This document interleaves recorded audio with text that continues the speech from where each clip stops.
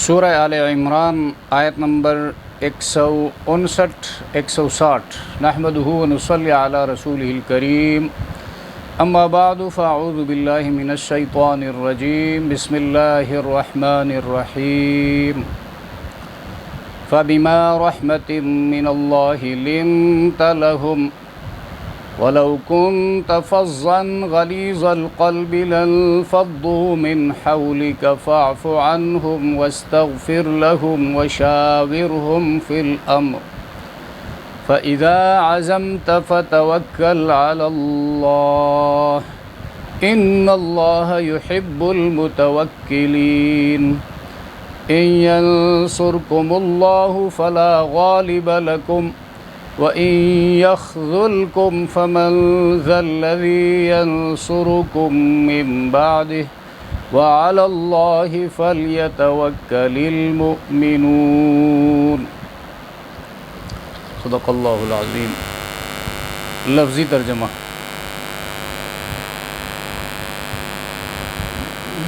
فَبِمَا رَحْمَةٍ مِّنَ اللَّهِ، پس اللہ کی رحمت کی بنا پر لنتا، یہ لان یلینو اور لینن مصدر سے ماضی واحد مذکر حاضر کا صیغہ ہے۔ لنتا تو نرمی کرتے ہو، لہم ان کے لیے، ولو اور اگر کنتا تم ہوتے، فظن یہ بھی مصدر ہے، سخت، فظن سخت، غلیظ القلب، اور غلیظ یہ صفت مشبہ ہے غلظۃ مصدر سے، سخت دل، لنفضوا، انفضوا انفضاض سے یہ مشتق ہے، منتشر ہو جاتے، متفرق ہو جاتے، بکھر جاتے، من حولک، من حرف جار ہے اور حول مضاف ہے، کاف مضاف الیہ، تیرے پاس سے، فاعف عنہم، پس اعفو، عفو مصدر سے واحد مذکر حاضر کا صیغہ ہے، تو معاف کر، درگزر کر، واستغفر لہم اور بخشش طلب کر ان کے لیے، وشاورہم، یہ شاورہ یشاور مشاورتاً، مشورہ طلب کرنا، فی الامر معاملات میں، کام میں، فاذا جس وقت یا جب، عزمت پختہ ارادہ کر لیا، تو نے عزم کر لیا، فتوکل علی اللہ بھروسہ کر، اعتماد کر اللہ پر، ان اللہ بے شک اللہ یحب دوست رکھتا ہے، المتوکلین بھروسہ کرنے والوں کو۔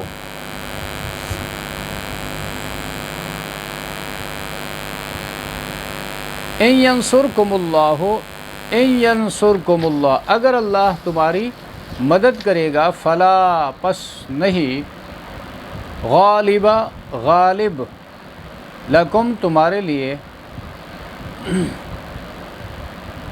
وَإِنْ اور اگر یخذلکم، خزل یخذل، خذلان مصدر آئے گا، خذلان، اگر وہ تمہاری مدد نہ کرے، فمن ذا الذی، پس کون ہے وہ شخص جو، ینصرکم مدد کرے تمہاری، من بعدہ اس کے بعد، وعلی اللہ اور اللہ پر، فلیتوکل چاہیے کہ بھروسہ کرے، اعتماد کرے، المؤمنون ایمان والوں کو اللہ پر بھروسہ کرنا چاہیے۔ نبی کریم صلی اللہ علیہ وسلم کے اعلیٰ اخلاق اور صفات کا بیان ہے، اور اس حوالے سے چونکہ نبی کریم صلی اللہ علیہ وسلم ہادی برحق تھے، خاتم النبیین تھے، اور اپنے صحابہ کے استاذ بھی تھے، مربی بھی تھے، اور میدان جنگ میں کمانڈر ان چیف بھی تھے، اور امت کے لیے روحانی باپ کی حیثیت بھی رکھتے تھے۔ تو اس حوالے سے اللہ نے یہ جامع صفات اور کمالات محمد الرسول اللہ کو عطا فرمائی تھی۔ تو غزوہ احد کے مطالعے سے پتہ چلتا ہے کہ صحابہ کرام انسان ہونے کے ناطے ان سے لغزشیں ہوئی اور اجتہادی غلطی ہو گئی۔ جبل الرمات جہاں پر ان کو مقرر کیا گیا تھا وہاں سے وہ نیچے اتر آئے، وہ ایک اجتہادی غلطی تھی، یہ نہیں کہ جان بوجھ کر انہوں نے اللہ کے رسول کی نافرمانی کی۔ اجتہادی غلطی اس طرح کہ اللہ کے رسول نے ان سے کہا تھا ہر حال میں تم نے وہاں رہنا ہے، مورچہ پڑاؤ نہیں چھوڑنا ہے۔ تو جب یہاں پر احد کے میدان میں جنگ جیتی گئی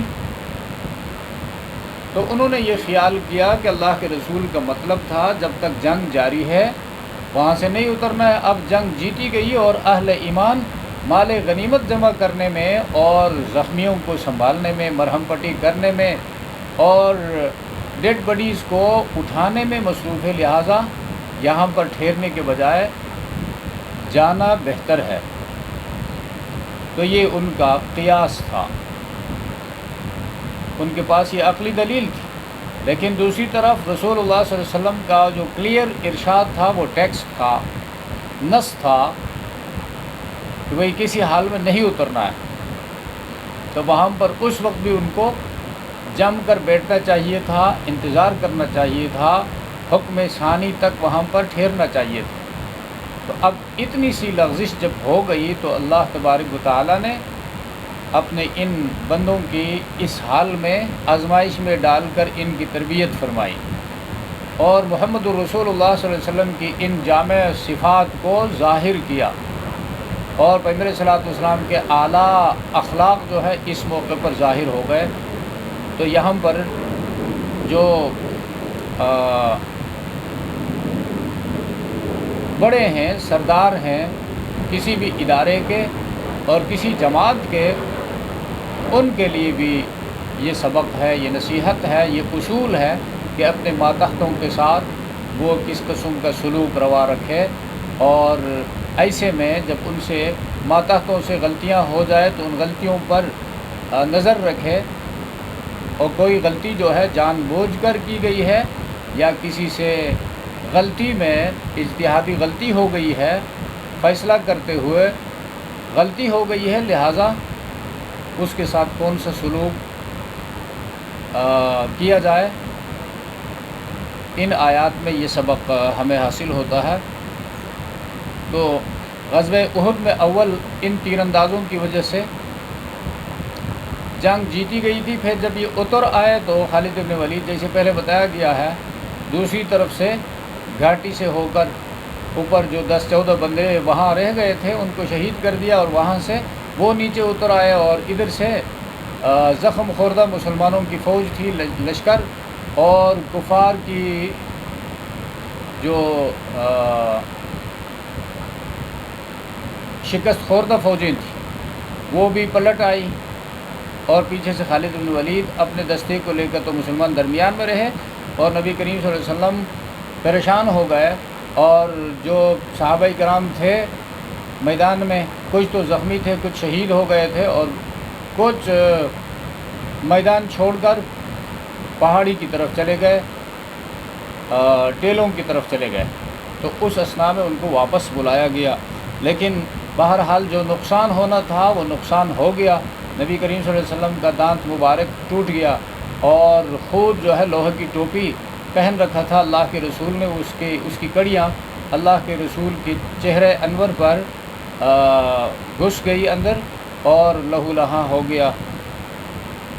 لیکن ان سب کے باوجود اللہ کے رسول صلی اللہ علیہ وسلم نے ان خطا کاروں کو کوئی سزا نہیں دی، اور نہ جو ہے اپنی بقیہ زندگی میں جب تک پیغمبر صلی اللہ علیہ وسلم حیات رہے ان کو کوئی عار نہیں دلایا، ان کو پریشان نہیں کیا، وہ غلطی جو ہے ان کے سامنے دہرا کر ان کو رسوا نہیں کیا، ان کی حوصلہ شکنی نہیں فرمائی۔ یہ اخلاق کی اعلیٰ قدریں ہیں اور سب کو معاف کر دیا. تو یہ بات جو ہے دو پہلو سے کہی گئی ہے، مثبت پہلو سے ان آیتوں میں اور منفی پہلو سے. مثبت پہلو سے یہ ہے کہ پیغمبر آپ نرم دل ہیں، اللہ کی مہربانی ہے، اللہ کی مہربانی سے نرم دل ہیں. اور اپنی نرم دل ہونے کا مطلب یہ ہے کہ اپنی ذات کے حوالے سے آپ نے کبھی بدلہ نہیں لیا ہے، اور اللہ کے رسول کو اور دین کے ہر داعی کو ایسا ہی ہونا چاہیے. اور منفی پہلو سے بات دہرائی گئی ہے کہ آپ اگر تند خو ہوتے، سخت مزاج ہوتے، غلیظ القلب، تو لوگ لن فضو، اس کا لامحالہ نتیجہ یہ ہوتا آپ سختی کرتے لوگوں کے ساتھ، تو لوگ کبھی بھی آپ کے ارد گرد جمع نہ ہوتے. جب جمع نہ ہوتے تو دین کا فائدہ لوگوں کو نہ پہنچتا. تو یہاں پر یہ مسئلہ بھی ہے کہ جو بندہ داعی ہے اور ذمہ دار ہے، اس کو چاہیے کہ لوگوں کو ایکسیس دے، لوگ آسانی تک اس تک پہنچ سکے. یہ بھی اخلاق کا ایک حصہ ہے، تاکہ جو اس کی ذمہ داریاں ہیں وہ صحیح طریقے سے ادا ہو سکے. اور جو ضرورت مند ہیں، محتاج ہیں، دین کے حوالے سے ضرورت مند ہیں، مسائل پوچھنے کے حوالے سے ہیں، یا کسی اور حوالے سے ہے، دنیاوی ضرورت کے حوالے سے ہیں، تو ان کو ایکسیس جو ہے وہ ایزی دینا چاہیے. اور حدیث میں آتا ہے حین لین، اللہ کے بندوں میں سے زیادہ محبوب اللہ کو وہ ہیں جو نرم مزاج ہوں اور جن تک ایکسیس جو ہے رسائی آسان ہو. یہ نہیں کہ ایک ہفتہ پہلے سے ٹائم لے کر اور پھر انتظار کر کے وقت بھی گزر رہا ہے، بندہ بیمار ہے اور ٹائم نہیں مل رہا ہے، رشوت دینے کی ضرورت ہے، لوگوں کو مصیبت میں ڈالا ہوا ہے اور قوم کا بڑا بن بیٹھا ہے، یا کسی ادارے کا افسر ہے اور اس نے ایسی پابندیاں لگا رکھی ہیں کہ اس تک کوئی پہنچ نہیں سکتا سوائے اس کے چمچوں کے.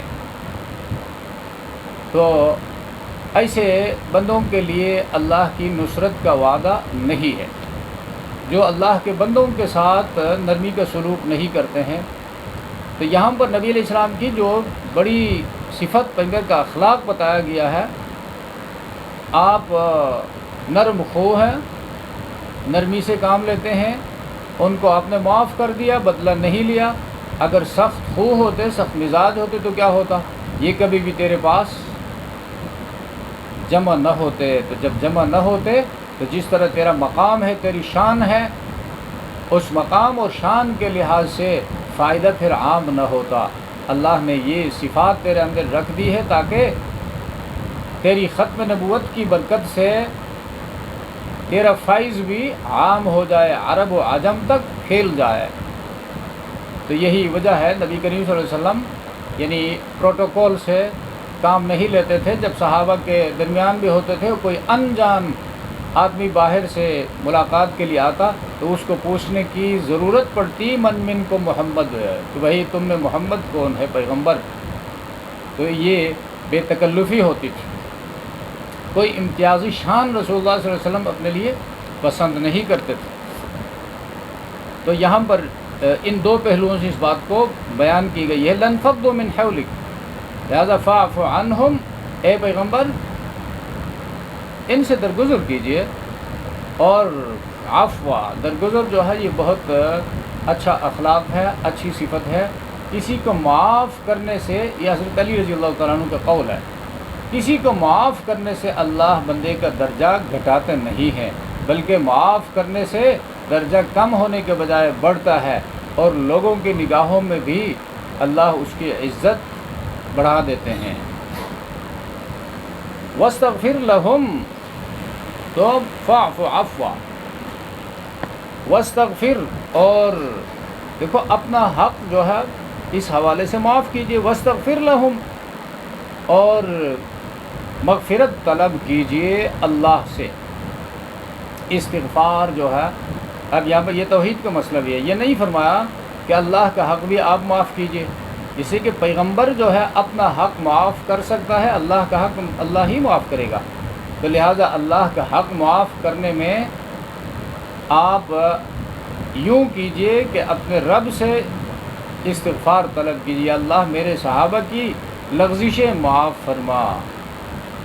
جب اللہ کے رسول نے دعا مانگی اور اللہ نے دعا سن لی تو صحابہ پاک ہو گئے نا۔ جب پاک ہو گئے تو پھر کسی کو انگلی اٹھانے کی ضرورت نہیں ہے کہ صحابہ ایسے گناہ گار تھے، انہوں نے یہ غلط کام کیا تھا، یہ خطائیں ہوئی تھی، یہ لغزشات ہوئی تھی۔ تو لہٰذا جو ایسا کرتا ہے وہ صحابہ کی شان کو گھٹانے کی ناکام کوشش کرتا ہے اور دین اسلام کو، مسلمانوں کو نقصان پہنچا رہا ہے۔ وشاورہم فی الامر، شاور اور مشورہ طلب کیجیے اے پیغمبر، فی الامر کام میں۔ اب مشورہ طلب کرنے سے حوصلہ بڑھتا ہے، ہمت افزائی ہوتی ہے، وہ خوش ہو جاتے ہیں کہ پیغمبر دیکھے ہماری خطاؤں کے باوجود جو ہے ہم سے مشورہ طلب کر لیے، تو اس کا مطلب یہ ہے کہ پیغمبر کے دل میں ہمارے حوالے سے کوئی کدورت باقی نہیں ہے، اسی لیے تو مشورہ لے رہا ہے۔ اور جہاں تک مشورہ کی بات ہے، مشورہ شرعی حوالے سے ضروری ہے۔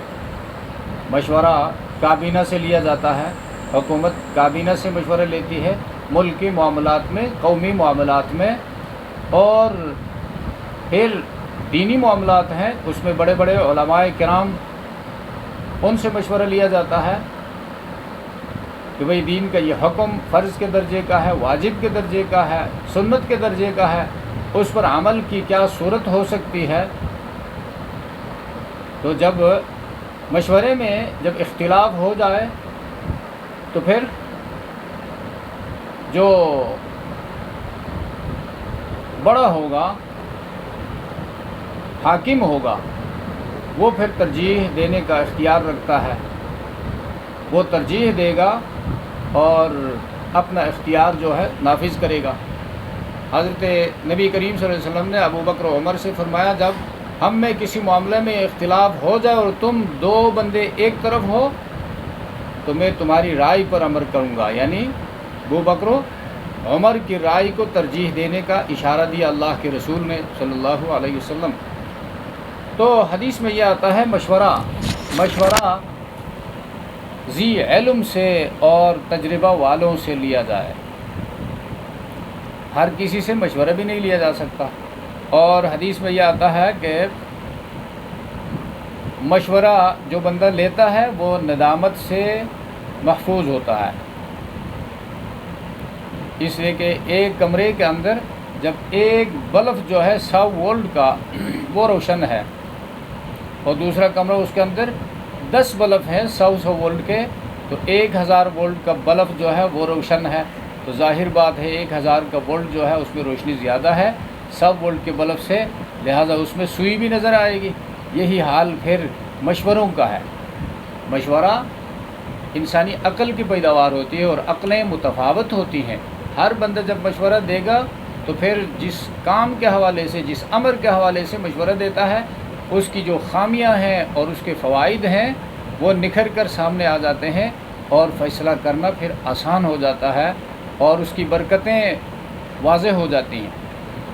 اور یہی وجہ ہے ابو ہریرہ رضی اللہ تعالیٰ عنہ فرماتے ہیں، میں نے رسول اللہ صلی اللہ علیہ وسلم سے زیادہ اپنے صحابہ سے مشورہ کرنے والا کوئی نہیں دیکھا۔ نبی علیہ الصلوۃ والسلام بہت زیادہ، یعنی ان امور میں جہاں پر وحی خاموش ہوتی تو مشورہ لیتے تھے۔ مثلا ابو سفیان کے تجارتی قافلے کے بارے میں، غزوہ بدر میں تجارتی قافلہ شام سے آ رہا تھا تو نبی علیہ السلام نے مشورہ لیا، صحابہ کرام سے مشورہ لیا کہ تجارتی قافلے پر حملہ کرے یا بدر کے میدان کی طرف آنے والے مشرکین مکہ پر حملہ کریں۔ صحابہ سے مشورہ لیا اور پھر جب بدر پہنچ گئے، بدر میں پڑاؤ کہاں ڈالنا چاہیے، مسلمان کس طرف جائے، تو وہاں پر بھی صحابہ کرام سے اللہ کے رسول نے مشورہ لیا۔ غزوہ احد میں نبی علیہ السلام نے فرمایا کہ بھئی دفاعی جنگ لڑی جائے یا حملہ آور ہو کر جنگ کی جائے، مشورہ لیا اور صحابہ کے مشورے کے اوپر عمل کیا۔ حضور علیہ السلام کا اپنا جو مشورہ تھا، اپنی رائے تھی، وہ دفاعی جنگ کی تھی، مدینہ کے اندر رہ کر جنگ لڑی جائے۔ خندق کی کھدائی کا مسئلہ جب آ گیا تو صحابہ سے مشورہ لیا، اور سلمان فارسی رضی اللہ تعالیٰ عنہ نے جو مشورہ دیا اس پر عمل کیا گیا۔ اسی طرح خانگی زندگی میں، اپنی فیملی لائف میں اللہ کے رسول نے جو مسئلے آئے ہیں وہاں پر بھی مشورہ لیا کیا کیا جائے۔ مثلا سورہ نور میں آئے گا، حضرت عائشہ صدیقہ رضی اللہ تعالیٰ عنہ پر جب منافقین نے تہمت لگائی تو رسول اللہ صلی اللہ علیہ وسلم نے صحابہ کو بلایا اور مسئلہ ان کے سامنے رکھا۔ یہ چند مثالیں ہیں، رسول اللہ صلی اللہ علیہ وسلم اپنے صحابہ کے سامنے یہ مسائل پیش کیے اور ان سے مشورہ لیا، اور مسئلہ جو ہے بہت احسن طریقے سے حل ہو گیا، اور وہ پریشانیاں دور ہو گئی، وہ برکتیں حاصل ہو گئی۔ تو مشورہ کرنے سے حدیث میں یہ آتا ہے ما ندم من استشارہ، وہ بندہ پشیمان نہ ہوا جس نے مشورہ لیا، ولا خواب من استخارہ، اور وہ کبھی نقصان میں نہیں گیا جس نے استخارہ کیا، اللہ سے خیر طلب کی، وہ کبھی نقصان میں نہیں گیا۔ تو مشورہ لینا یہ بھی مستقل ایک سنت ہے، اور حکمرانوں کے لیے مشورہ لینا واجب ہے، اور جو حکمران مشورہ نہیں لیتا ہے اور اپنے جو وہ ہوتے ہیں اپنی آراء، اپنا اوپینین جو ہے وہ قوم کے اوپر تھوپنے کی کوشش کرتا ہے اور کابینہ سے مشورہ نہیں لیتا ہے، اس کو معزول کرنا چاہیے۔ یہ بڑے بڑے فقہاء کا قول ہے جو اس مسئلے کے ماہرین کہلاتے ہیں، اس لیے کہ مسئلہ ایک آدمی کا نہیں ہے، وہاں پر پوری قوم کا ہے اور مسلم کنٹری کا ہے، لہٰذا جب قوم کا مسئلہ ہے، ملک کا مسئلہ ہے، اسلامی سلطنت کی بات ہے، تو وہاں پر مسلمانوں کے عمائدین کو اپنے اس میں اعتماد میں لیا جائے، اس کے بعد ہی کوئی فیصلہ کیا جا سکتا ہے۔ اور پھر مشورہ دینے والے کو بھی باؤنڈ کیا گیا ہے، وہ مشورہ دے گا جو اس کے دل میں ہو، وہ بات کہے گا، اگرچہ وہ غلط ہو لیکن اخلاص کے ساتھ جو اس کے دل میں ہے وہ مشورہ دے گا۔ یہ نہیں کہ دل میں کچھ اور ہے اور زبان سے کوئی اور مشورہ دے اور یہ نیت رکھے کہ اس مشورے پر عمل جب ہوگا تو اس بندے کا بیڑا غرق ہو جائے گا، اس کو نقصان پہنچے گا۔ تو یہ نفاق کی ایک شکل ہے، منافقت کی، اور یہ کبیرہ گناہ ہے، بڑے گناہوں میں سے ایک گناہ ہے۔ اسی طرح کسی کی پرائیویسی میں جو مشورہ لیا جاتا ہے اس کو پھر پرائیویسی کی حد تک رکھنا بھی ضروری ہے۔ کسی کی پرائیویسی کو، یعنی اس کی ذات کے ساتھ، اس کے خاندان کے ساتھ تعلق کوئی مسئلہ ہے، اس میں بندہ مشورہ لیتا ہے تو اس کے خلاف پروپیگنڈا کرنا یہ بھی درست بات نہیں ہے۔ مشورہ دیا جائے اور اس کو خفیہ رکھا جائے، وہ سیکرٹ رکھا جائے۔ تو یہاں پر فرمایا مشورہ لینے کے بعد وشاورہم فی الامر، اور فاذا عزمت خطاب نبی کریم صلی اللہ علیہ وسلم سے، دیکھیں عزم تم نہیں کہا، مفسرین نے فرمایا اگر پوری جماعت جو ہے یا کابینہ ایک طرف مشورہ دے دے اور دوسری طرف جو ہے امیر اس میں کوئی رد و بدل کرے یا اپنی رائے ہی نافذ کرے، اس میں خیر سمجھے، تو یہ امیر کو اختیار حاصل ہے۔ اور نبی کریم صلی اللہ علیہ وسلم تو گناہوں سے معصوم تھے، خطاؤں سے پاک تھے، اور وحی کی رہنمائی میں پیغمبر علیہ الصلوۃ والسلام سفر کر رہے تھے، اور جہاں کہیں لغزش کا خطرہ ہوتا وحی کی رہنمائی ساتھ ہوتی۔ تو نبی علیہ السلام نے، اللہ تبارک و تعالیٰ نے اپنے پیغمبر سے فرمایا میرے پیغمبر فیضا عزمتا، جب تو نے ارادہ پکا کر لیا، پختہ کر لیا۔ اب دیکھیں یہ اسباب کو استعمال کیا، یہ بھی اسباب میں سے ہے، مشورہ لینا بھی اسباب میں سے ہے۔ تو اسباب کو اختیار کرنا توکل کے خلاف نہیں ہے۔ کسی مشورے میں، کسی معاملے میں مشورہ کرنا یہ توکل کے خلاف نہیں ہے، شریعت اسلامی کا حکم ہے۔ تو جب تو نے پختہ ارادہ کر لے پیغمبر فتوکل علی اللہ، بس بھروسہ کر، اعتماد کر اللہ پر۔ توکل توکل یعنی تمام اسباب کو اویلیبل جتنے بھی اسباب ہیں ان سب کو اختیار کر کے نتیجہ اللہ پر چھوڑنا، یہ توکل ہے۔ اس وقت جو ہے اللہ پر توکل کر۔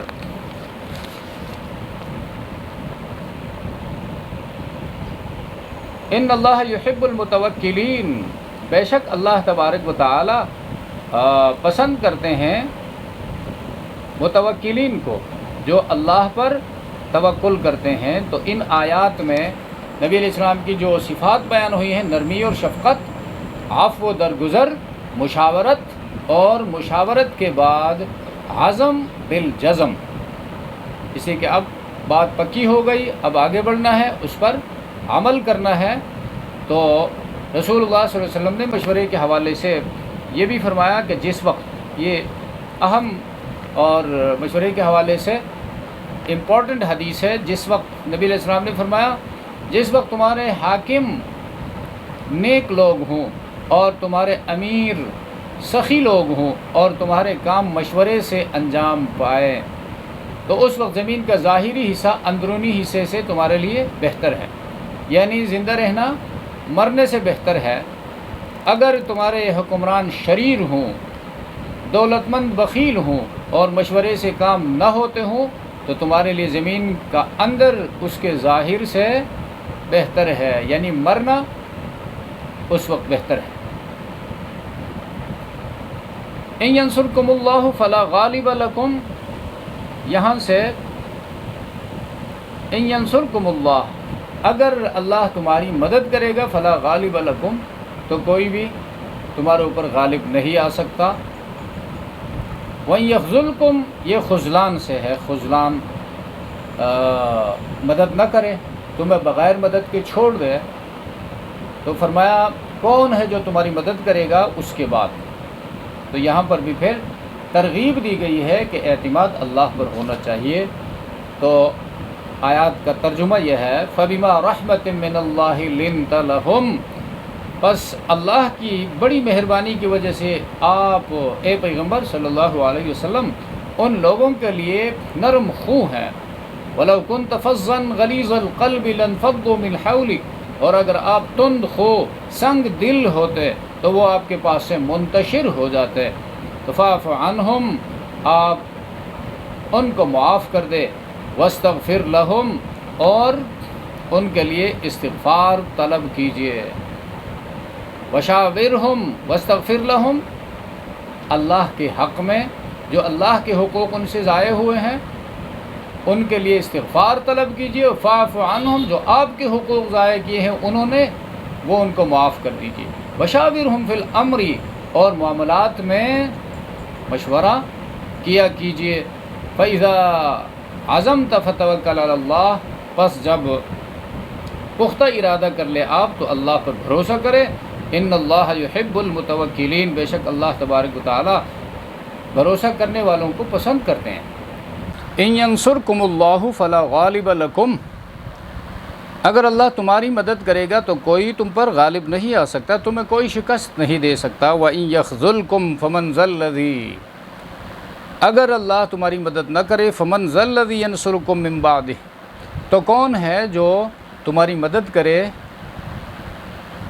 اللہ کے بعد۔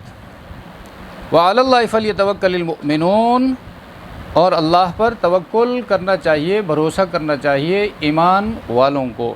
تو یہاں پر خاتم الانبیاء صلی اللہ علیہ وسلم کے مکارم اخلاق بیان ہوئے ہیں، اور پیغمبر کے اعلیٰ اخلاق کی وجہ سے ہی صحابہ ان کے قریب آ گئے، اور اس کا فائدہ یہ ہوا کہ دین صحابہ کرام نے حاصل کیے، اخلاق حاصل کیے، اور پوری دنیا پر پھر چھا گئے۔